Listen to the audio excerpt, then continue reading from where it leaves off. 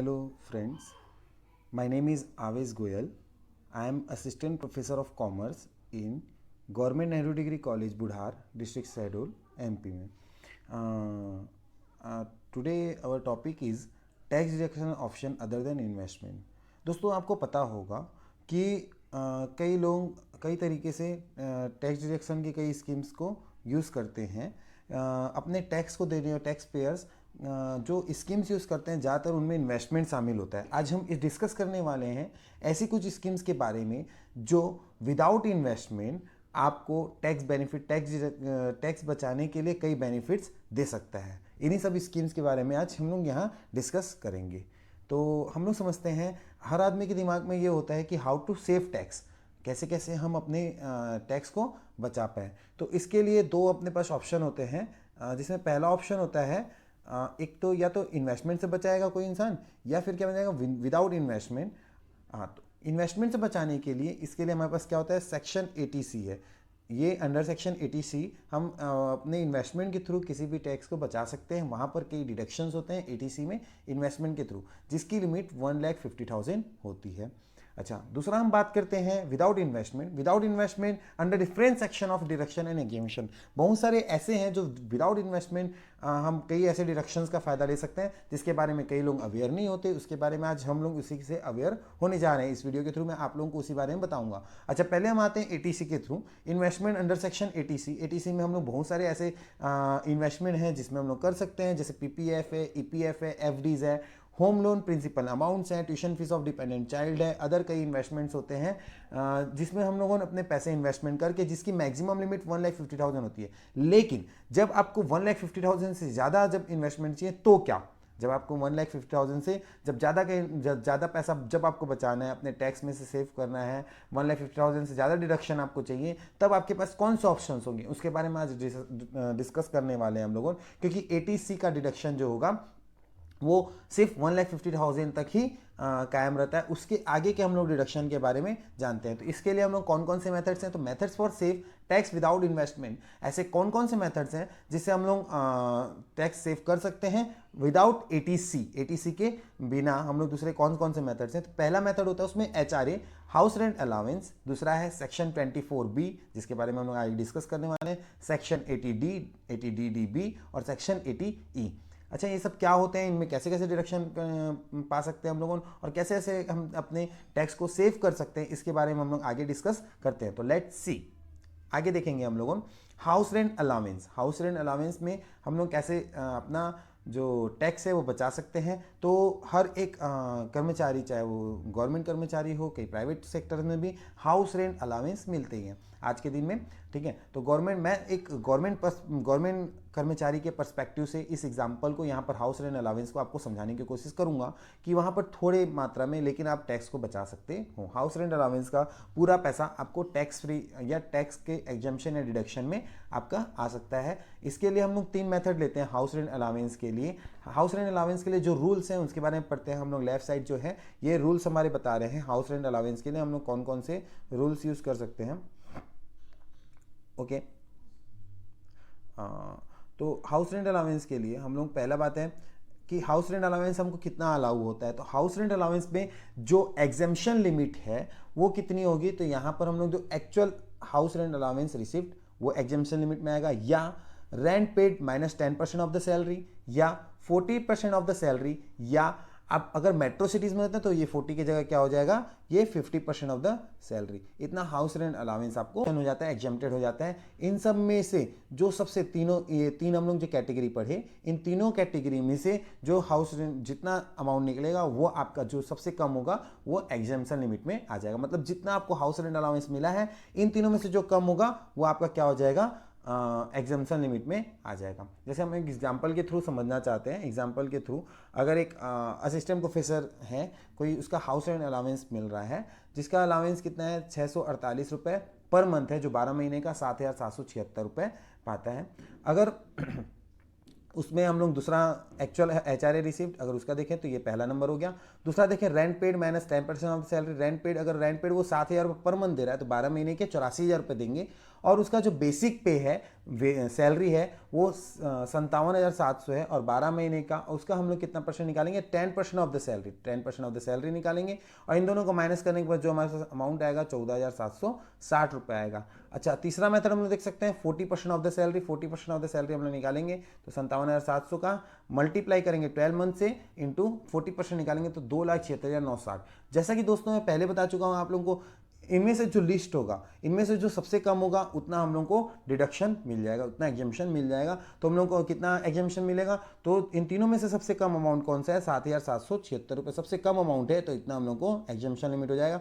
चूंकि हमारा HRA भी 7,776 था और हम लोग एग्जाम्पशन भी हम लोग को 7,776 रुपये मिल रहा है, दैट इज़ वाई हमारा जो HRA का जो अमाउंट है वो हमारा टैक्स फ्री हो जाएगा। हम लोग आगे बढ़ते हैं इसके, अगला देखते हैं अब सेक्शन 24B। अब सेक्शन 24B के थ्रू हम लोग कैसे टैक्स को सेव कर सकते हैं इसके बारे में हम लोग देखेंगे। अच्छा, इसमें हम लोग देखते हैं कि सेक्शन 24B है क्या।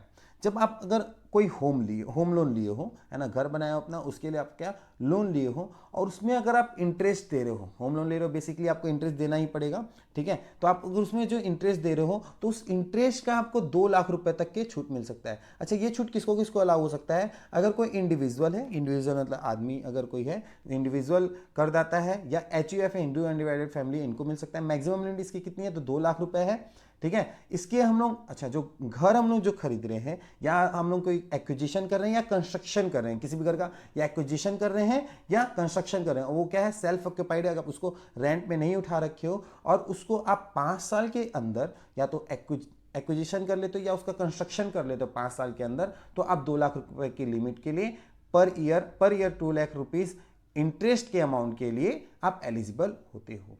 अगला देखते हैं अपन लोगों, deduction under section 80D। 80D मतलब डिडक्शन 80D क्या बोलते हैं, हमको मेडिकल के बारे में बताता है। मेडिकल इंश्योरेंस अगर हम लोग कराते हैं, हेल्थ इंश्योरेंस कराते हैं, तो उसके बारे में बताता है। हेल्थ इंश्योरेंस के बारे में क्या बताता है, तो 80D में देखना, इसमें 3 टाइप के हम लोग डिडक्शन ले सकते हैं, ठीक है। इसमें पहला चीज़ है हमारा मेडिकल इंश्योरेंस प्रीमियम का डिडक्शन। अच्छा, मेडिकल इंश्योरेंस प्रीमियम, हाँ, आज नॉर्मल सी बात है, आज कोरोना का टाइम है, वैसे भी तो हम लोग एक मेडिकल इंश्योरेंस आजकल हर फैमिली चाहती है। तो मेडिकल इंश्योरेंस अगर प्रीमियम हम लोग अपने सेल्फ का, स्पाउस का या चिल्ड्रन का 25,000 रुपये तक per annum medical insurance payment करते हैं, या फिर साथ ही साथ एडिशनल हम लोगों अपने माता पिता का, डिपेंडेंट पेरेंट्स का 50,000 पर एनम, 25,000 पर एनम अगर हम पेरेंट्स का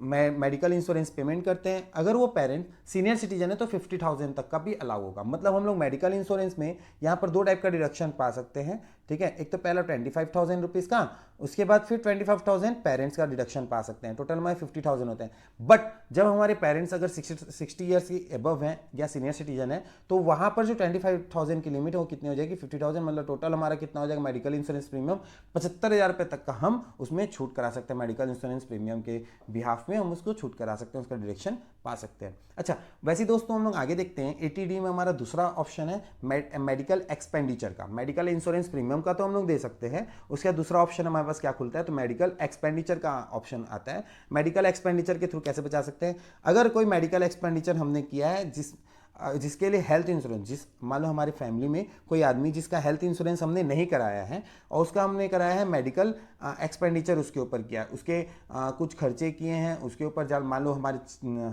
या तो हम हैं, हमारे स्पाउस हैं, डिपेंडेंट चिल्ड्रन या डिपेंडेंट पेरेंट्स हैं जो 60 साल से अबव हैं, जो 60 साल से ज़्यादा के एज के हैं, और उनके ऊपर अगर हम लोग मेडिकल एक्सपेंडिचर किए हैं और जिनके ऊपर हेल्थ इंश्योरेंस पॉलिसी नहीं ली गई है, तो 50,000 की एडिशनल छूट हमको मिल जाती है यहाँ पर से।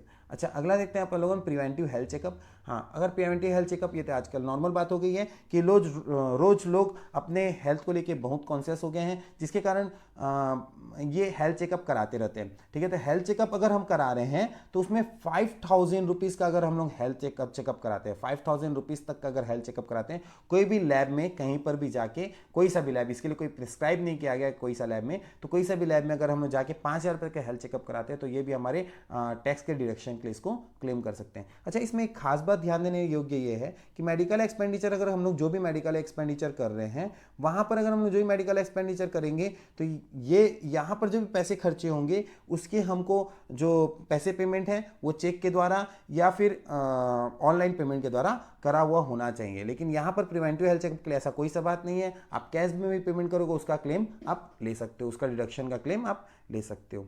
अच्छा, इसके आगे बढ़ते हैं हम लोगों deduction under section 80DD B.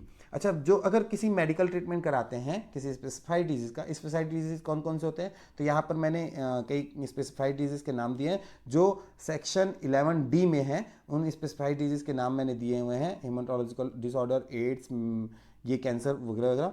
तो इनका हम लोग अगर ऐसे डिजीज का हम लोग कोई उपचार कराते हैं, ठीक है, और यहाँ पर हम लोग किसी खर्चा करते हैं जिसका हेल्थ इंश्योरेंस प्रीमियम में हेल्थ इंश्योरेंस नहीं हो रखा है, तो वहाँ पर हम लोग को जो अमाउंट है वो 40,000 रुपये तक का डिडक्शन हम लोग ले सकते हैं। अगर हम लोग की जो लेकिन हम लोग सीनियर सिटीजन के ऊपर खर्चा करते हैं, हमारे घर में ऐसा कोई सीनियर सिटीजन है जिसका इलाज हुआ है और इन सब चीज़ का इलाज हुआ है, तो उसके लिए 1 लाख रुपए तक की लिमिट का हम लोग क्लेम कर सकते हैं। आगे देखते हैं 80E deduction under section 80E। 80E में क्या होता है, हम लोग अगर हमारे जो हमारे स्पाउस या चिल्ड्रन इनमें से कोई भी अगर हायर एजुकेशन के लिए लोन लेता है और उसका इंटरेस्ट रिपेमेंट अगर हम कर रहे हैं तो उस इंटरेस्ट के लिए हम लोग डिडक्शन क्लेम कर सकते हैं। ये डिडक्शन कितने के लिए क्लेम कर सकते हैं, तो 8 सालों तक के लिए जितना भी हम इंटरेस्ट देंगे 8 सालों तक, ठीक है, जब से हम लोन का रीपेमेंट करना चालू करें हैं वहां से लेके 8 सालों तक अगर हम इंटरेस्ट का पेमेंट करते जाएंगे तो वहां 8 सालों तक के इंटरेस्ट के पेमेंट का पूरा हम क्लेम डिडक्शन का क्लेम कर सकते हैं। अच्छा, इसका लेक्चर समाप्त हुआ दोस्तों। आई होप ये लेक्चर आपको अच्छा लगा होगा।